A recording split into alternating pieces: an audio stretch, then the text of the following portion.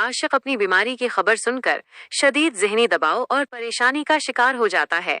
इस तन्हाई में उसे अपनी बीवी खुर्शीद की बहुत याद आती है। वो रोते हुए सोचता है, काश आज खुर्शीद जिंदा होती तो मेरी बेटी को संभाल लेती। अगर मुझे कुछ हो गया तो मेरी मासूम सुंदरी का क्या होगा? उसका तो मेरे सिवा इस दुनिया में कोई सहारा नहीं।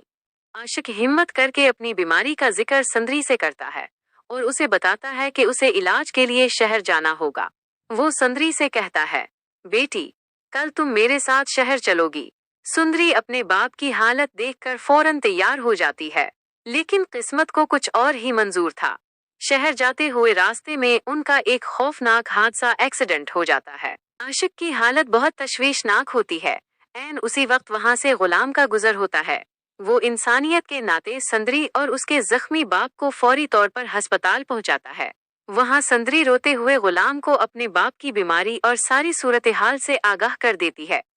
गुलाम उसे दिलासा देते हुए कहता है, तुम्हारे बाप के इलाज में अभी बहुत वक्त लगेगा। तुम अकेली कहाँ जाओगी? तुम मेरे साथ मेरे घर हवेली चलो। सुंदरी, जिसका अब कोई और ठिकाना नहीं था, बोझल दिल के साथ गुलाम के साथ जाने पर आमादा हो जाती है। जैसे ही सुंदरी हवेली में दाखिल होती है, उसके पांव तले से जमीन निकल जाती है, क्योंकि सामने बादशाह खड़ा होता है। सुंदरी खौफ से लरजते हुए गुलाम से कहती है, ये तो वही बादशाह है जिसने मुझे अगवा किया था। मैं यहाँ एक पुल नहीं रह सकती।